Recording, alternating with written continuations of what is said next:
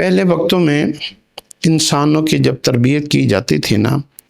تو اس کی چال کے اوپر توجہ دی جاتی تھی کہ اس کو چلنا کیسے چاہیے، اس کو بولنا کیسے چاہیے، اس کے دیکھنے کا انداز کیسا ہونا چاہیے، اس کے بولنے کا انداز کیسا ہونا چاہیے، اور اس کے سوچنے کا انداز کیسا ہونا چاہیے، اس کے دوست کیسے ہونے چاہیے، اور اس کے اندر کون کون سی خوبیاں کیسے کیسے پیدا کی ہوتی ہیں، اور کون کون سی خامیوں کو کیسے کیسے دور کیا جاتا ہے۔ یہ انسان کی تربیت کا مختلف اینگل اور انداز تھا۔ اس میں سے ایک انسان کا عمل ہے چلنا، پیدل چلنا، اور حدیث میں آتا ہے کہ سب سے یعنی ہمارے اسلام نے ہمارے انسانوں کی تربیت میں ایک چیز کی بھی کمی نہیں چھوڑی۔ حدیث میں آتا ہے کہ جب بھی تم چلو تو اپنے قدموں کو اٹھا کے چلا کرو، پاؤں کو گھسیٹ کے مت چلا کرو۔ آج کل بچے جوتوں کو پاؤں کو گھسیٹ کر چلتے ہیں، اس سے ان کی شخصیت کے اوپر بڑے اثرات ہوتے ہیں، کیونکہ انسان کے جو چلنے کا انداز ہے نا، انسان کے ایک ایک عمل کے ساتھ اس کی قسمت بھی جڑی ہوئی ہے، اس کا رزق بھی جڑا ہوا ہے، اس کی تقدیر بھی جڑی ہوئی ہے، اور اس کی شخصیت، اس کا انداز، اور ہر چیز اللہ نے اس کے ایک ایک عمل کے ساتھ اس کو جوڑ کے رکھا ہوا ہے۔ ساری چیزیں آپس میں انٹر لنک ہیں۔ تو یہ جو چلنا ہے نا، جب انسان پاؤں کو رگڑ کر چلتا ہے نا، تو زمینی مخلوق کے اوپر اس میں چھوٹی باریک مخلوق جو ہے نا وہ مسلی جاتی ہے، تو اس کی بھی ایک پکڑ ہوتی ہے۔ تو حکم ہے کہ پاؤں کو اٹھا کے چلا جائے۔ ایک تو پاؤں کو اٹھا کے چلنے سے یہ فائدہ ہوتا ہے کہ آپ کے جو پاؤں کے جو نشان ہوتے ہیں نا، آپ کے پاؤں کی ساخت جو ہے نا وہ نیچے سے تبدیل ہوتی ہے۔ پاؤں کے رگڑنے سے، چلنے سے پاؤں کی ساخت اور ہو جاتی ہے، اور پاؤں کو اٹھا کر چلنے والے کی ساخت اور ہو جاتی ہے۔ پاؤں کو اٹھا کر چلنے سے انسان کے اندر جرأت اور بہادری پیدا ہوتی ہے۔ پاؤں کا جو ڈھانچہ ہوتا ہے نا، اس کی شکل خوبصورت ہوتی ہے، اور جو انسان کے پاؤں کے نیچوں کی جو لکیریں ہوتی ہیں، اور پاؤں کے انگوٹھوں کا سائز جو بنتا ہے، پاؤں کے پھیلاؤ جو بنتا ہے، اس کی انگلیوں کا جو سائز بنتا ہے، اس کی جو ایڑی کے تلوے جو بنتے ہیں، اس کے اندر جو ہے نا ایک مضبوطی جو پیدا ہوتی ہے، کیونکہ انسان کو کھڑا ہونے کے لیے سب سے بنیادی جس چیز کی ضرورت ہے وہ ہمارے پاؤں کے تلوے ہیں۔ اگر انسان اپنے پاؤں کے اوپر کھڑا نہیں ہوگا تو اس کی ساری صحت، اس کی ساری جو ہے نا عقل، اور اس کے ساری جسم کی جو ہے نا خوبیاں جو ہے نا وہ دھری کی دھری رہ جائیں گی۔ پاؤں کے اوپر کھڑا ہونا اتنی بڑی دولت ہے۔ پاؤں کے اوپر کھڑا ہونے کے لیے اس کے چلنے کے انداز اس کے اوپر بہت منحصر ہوتا ہے۔ تو یہ جو ہمارا کئی حکیموں نے اور پرانے جو ہے نا فلسفیوں نے تو یہ بھی لکھا ہے کہ جو لوگ پاؤں اٹھا کر چلتے ہیں ان کی قسمت ایسی ہوتی ہے، جو پاؤں رگڑ کے چلتے ہیں وہ غلام کی شکل میں ہوتے ہیں۔ پاؤں اٹھا کر چلنے والے لوگ دریل ہوتے ہیں، ان کے اندر یہ خوبیاں ہوتی ہیں، یہ خوبیاں ہوتی ہیں۔ یہ ایک لمبی لسٹ ہے، کتابوں میں پڑھیں گے تو پھر پتہ لگ جائے گا کہ پاؤں اٹھا کر چلنے سے پاؤں کی ساخت کتنی خوبصورت ہوتی ہے، کتنی مضبوط ہوتی ہے۔ حتیٰ کہ جو لوگ سنت کے مطابق پاؤں کو اٹھا کر نہیں چلتے، ان کا یورک ایسڈ جو ہے نا سب سے زیادہ جلدی ان کو یورک ایسڈ کی بیماری لگتی ہے، جس سے ان کے تلووں کو درد ہونے شروع ہو جاتی ہے، اور ان کو جو ہے نا ان کے پیروں میں درد رہتی ہے۔ آج یعنی آپ دیکھیں گے پاؤں کے اندر جو ہے نا سب سے لوگ جو ہے نا جلدی تھک جاتے ہیں، پاؤں کے اندر جان ہی نہیں ہے، کھڑے ہونے کی قوت ہی نہیں ہے۔ تو یہ جو جتنے بھی سنت والے اعمال ہیں نا، ان کو اپنی زندگی کا حصہ بنائیں۔ یہ تو میں نے ایک مثال دی ہے پاؤں کے اندر کہ پاؤں کی جو ہے نا کتنی اہمیت ہے چلنے سے۔ اسی طریقے سے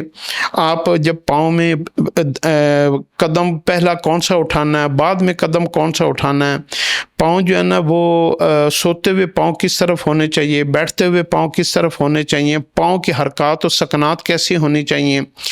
ہاں جی، اور آداب کے اندر پاؤں کا جو ہے نا کتنا عمل دخل ہے۔ جیسے لوگ مسجد میں بیٹھتے ہیں یا بیت اللہ میں بیٹھتے ہیں تو ٹانگیں کھول کے پاؤں لمبے کر کے بیٹھ جاتے ہیں، جس کو پرانے وقتوں میں بے ادبی خیال کیا جاتا تھا۔ آج کل تو ان لوگوں کو پتہ نہیں ہے کہ ادب کسے کہتے ہیں۔ قرآن پاک سامنے پڑا ہوا ہے تو ٹانگیں کھول کر پاؤں قرآن پاک کے طرف کر دیے۔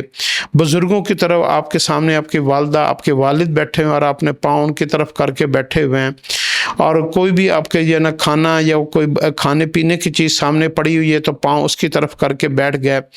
تو یہ چیزیں ہماری قسمت کے اندر اس کا بڑا رول ہوتا ہے کہ جو ادب ہوتا ہے نا، یہاں سے ہمارے اندر کا جو ہے نا ایک بے باکی ہوتی ہے نا، جو ایک بے ادبی ہوتی ہے وہ شروع ہوتی ہے، اور وہ شروع ہوتے ہوتے ہمیں جو ہے نا ذہنی طور پر وہ ہر چیز میں بے حیا اور بے ادب بنا دیتی ہے۔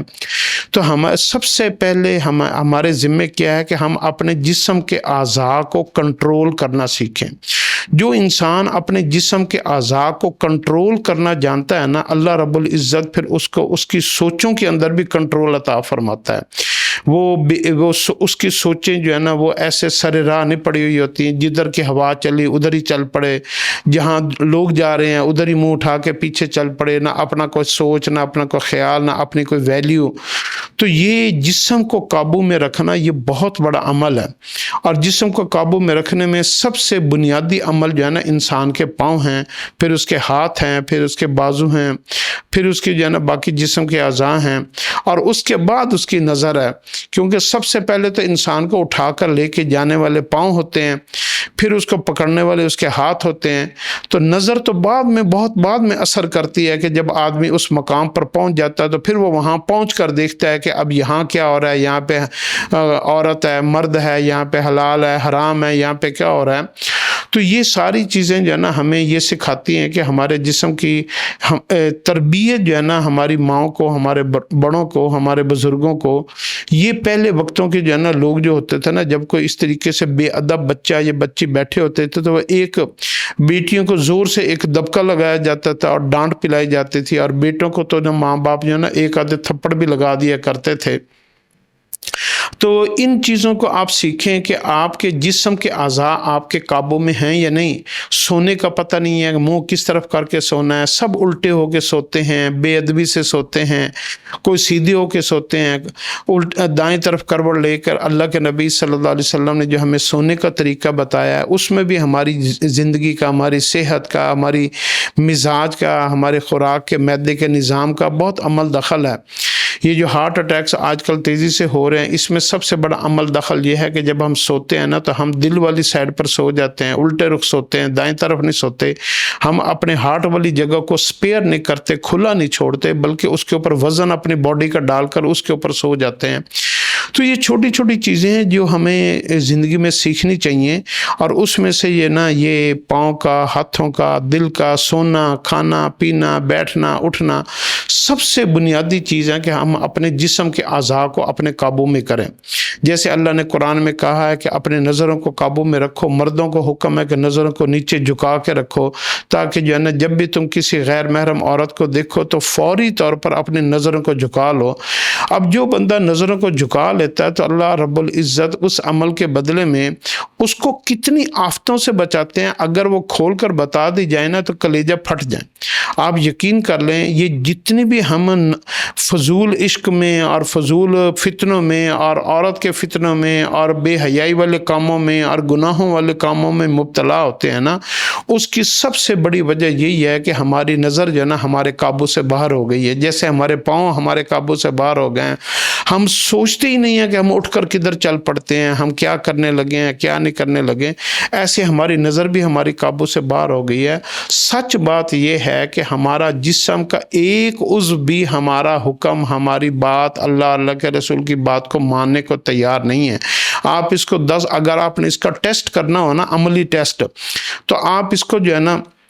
مسجد میں نا تھوڑی دیر نا اتحیات میں یا چوکڑی مار کر مسجد میں بٹھا کر دیکھیں، اتنے جسم کے اندر بے چینی اور کھلبلی مچ جائے گی، اور آپ کا دل اتنا بے چین ہو جائے گا، سارے جسم کے اعضاء آپ کے ساتھ جھگڑا کرنا شروع کر دیں گے، لڑائی شروع کر دیں گے کہ مجھے یہاں سے اٹھاؤ، میں نے یہاں نہیں بیٹھنا ہے، میرا دل نہیں لگ رہا، میرا من نہیں لگ رہا، مجھے یہاں درد ہو رہی ہے، مجھے یہاں درد ہو رہی ہے، مجھے ادھر خارش ہو رہی ہے، مجھے ادھر خارش ہو رہی ہے، اور آپ پھر پھدک کر جانا مسجد سے نکل جائیں گے۔ اور یہی وجہ ہے کیونکہ ہمارا جسم ہمارے قابو میں نہیں ہے۔ اپنے جسم کے اوپر قابو ڈالنا سیکھیں۔ پھر اسی میں سے ہماری زبان ہمارے جسم کا ایک حصہ ہے، ہمیں پتہ ہی نہیں ہوتا ہم کیا بول رہے ہیں، کیا کہہ رہے ہیں، تو ہماری زبان ہمارے قابو میں نہیں ہے، اور اس زبان کی وجہ سے ہم نے اپنوں کو دور کر لیا، اور جو ہے نا ہم نے اپنے لیے کتنی مصیبتیں کھڑی کر لی ہیں، ہم اپنے لیے کتنے نقصان کے جو ہے نا دشمنوں کو ہم نے اپنے لیے پیدا کر لیا۔ خواہ مخواہ کی دشمنیاں مول لے لی، خواہ مخواہ کے ہم نے اپنے عزتوں کو نیلام کر لیا ایک زبان کے غلط استعمال سے۔ تو اسی طریقے سے ہمارے کان بھی ہمارے جسم کا حصہ ہیں، ہم کانوں سے کیا سننا ہے کیا نہیں سننا